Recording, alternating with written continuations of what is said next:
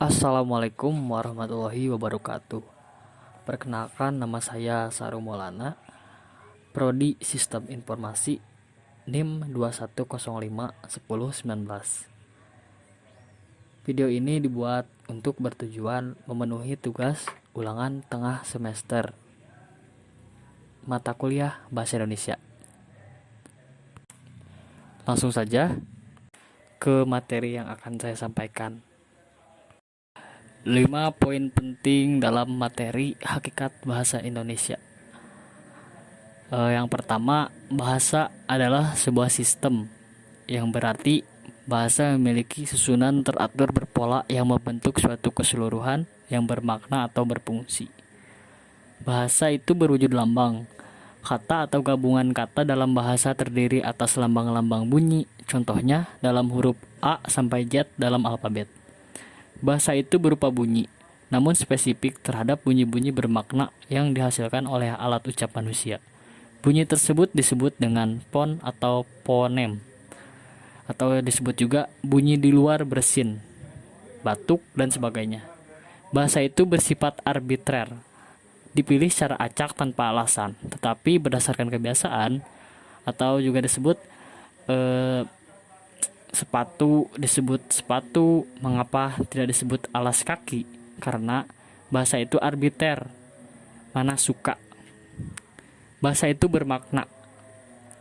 Kata atau morfem pada dasarnya telah memiliki makna. Namun jika disusun dalam kalimat tidak bermakna, maka kalimat tersebut bukanlah bahasa. Oleh karena itu, segala ucapan yang tidak bermakna bukanlah bahasa. Lalu fungsi bahasa.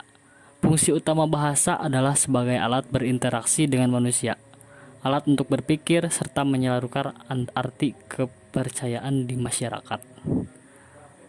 Dan bahasa Indonesia sebagai bahasa persatuan diraih dengan perjuangan. Para pemuda Indonesia harus terbelenggu oleh kaum imperialis dan kolonialis, mengalami penghinaan dan penindasan, terinjak harkat dan martabat selama ratusan tahun. Ketika keberanian muncul para pejuang tanah air mendeklarasikan bahasa Indonesia sebagai bahasa resmi untuk mengangkat kembali harkat dan martabat bangsa Indonesia. Harga yang harus dibayar saat itu tidaklah murah. Maka banggalah berbahasa Indonesia. Selanjutnya, 5 poin penting di dalam materi ejaan yang disempurnakan.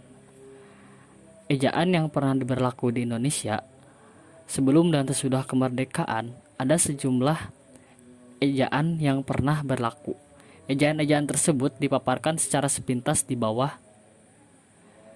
Pertama, ejaan Panopujisen. Pada tahun 1901, ditetapkan ejaan bahasa Melayu dengan huruf Latin yang disebut dengan ejaan Panopujisen. Panopujisen merancang ejaan tersebut dibantu oleh Engku Namawi dan Engku Ibrahim. Hal-hal yang menonjol dalam ejaan berupa huruf J untuk menuliskan kata jang, pajah, sajah, dan huruf Oe untuk menuliskan kata-kata goeroe, itoe, oemoer, atau disebut juga dibaca dengan guru itu umur. Lalu pada tanggal 19 Maret 1947, ejaan Suwandi diresmikan dan diberikan julukan ejaan Republik. Hal yang menonjol dalam ejaan ini adalah pertama, huruf OE diganti dengan U, seperti kata guru itu umur, dan yang kedua, kata ulang boleh ditulis dengan angka 2, seperti anak 2, berjalan 2, ke barat 2-an, atau disebut dengan anak-anak berjalan-jalan ke barat-baratan. Lalu selanjutnya ejaan Melindo.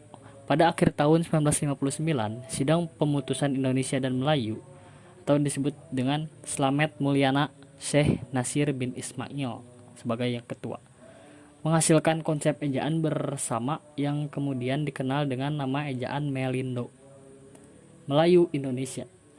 Perkembangan politik selama tahun-tahun berikutnya antara Indonesia dengan Malaysia mengurungkan peresmian ejaan ini. Lalu selanjutnya, ejaan bahasa Indonesia yang disempurnakan atau disebut dengan EYD. Pada tanggal 16 Agustus 1972, Presiden Republik Indonesia meresmikan pemakaian ejaan bahasa Indonesia yang berdasarkan keputusan Presiden nomor 57 tahun 1972. Departemen Pendidikan dan Kebudayaan menyebarkan buku kecil yang berjudul Pedoman Ejaan Bahasa Indonesia yang disempurnakan sebagai patokan pemakaian ejaan itu. Lalu selanjutnya, komponen-komponen ejaan pemakaian huruf. Pemakaian huruf meliputi penggunaan pertama huruf abjad, kedua huruf vokal, ketiga huruf konsonan, keempat huruf diftong, kelima gabungan huruf konsonan, keenam huruf kapital, dan ketujuh huruf miring, dan selanjutnya 8 huruf tebal. Berikut ini disajikan secara rinci penggunaannya.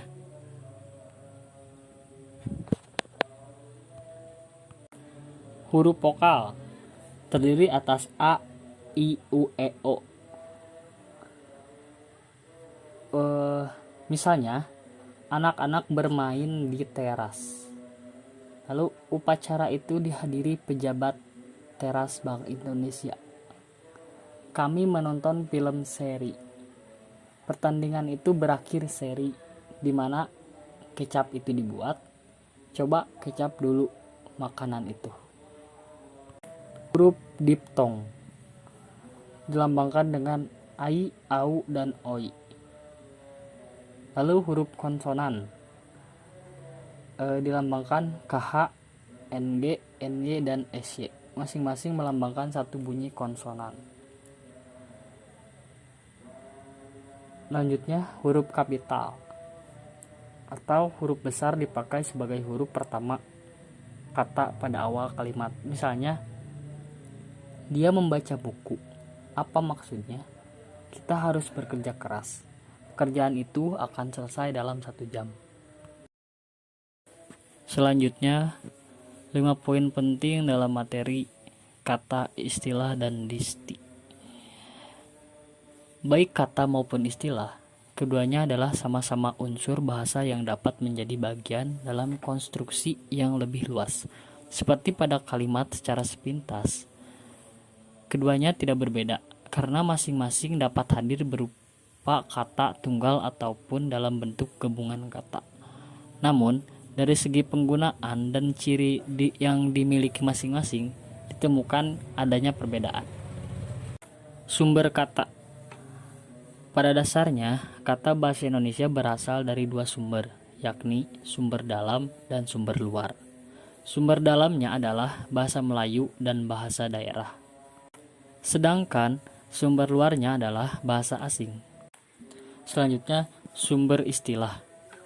Dinamika kehidupan telah membawa kita kepada pengenalan terhadap sesuatu, baik berupa hal konkret maupun yang masih bersifat abstrak, seperti keadilan kesadara dan merana. Hal konkret yang masih abstrak itu hadir secara konseptual di benak setiap kita. Artinya, kita memiliki konsep atau gambaran abstrak tentang sesuatu di benak kita. Kosakata mewadahi konsep. Namun, ada kalanya konsep yang kita miliki lebih banyak dari kosakata yang tersedia untuk mewadahi konsep itu. Dalam hal demikian, diperlukan kata atau istilah baru untuk memperolehnya. Tentu harus ada sumber dan tata cara pengambilan atau pembentukannya. Sehubungan dengan itu, ada 3 sumber pengambilan istilah bahasa Indonesia. Dengan urutan prioritas adalah sebagai berikut. Pertama, bahasa Indonesia atau Melayu. Kedua, bahasa-bahasa daerah serumpun. Dan yang ketiga, bahasa asing. Dan terakhir adalah 5 poin penting dalam materi kalimat. Kalimat lazim didefinisikan sebagai satuan bahasa yang disusun oleh kata-kata yang memiliki makna yang lengkap.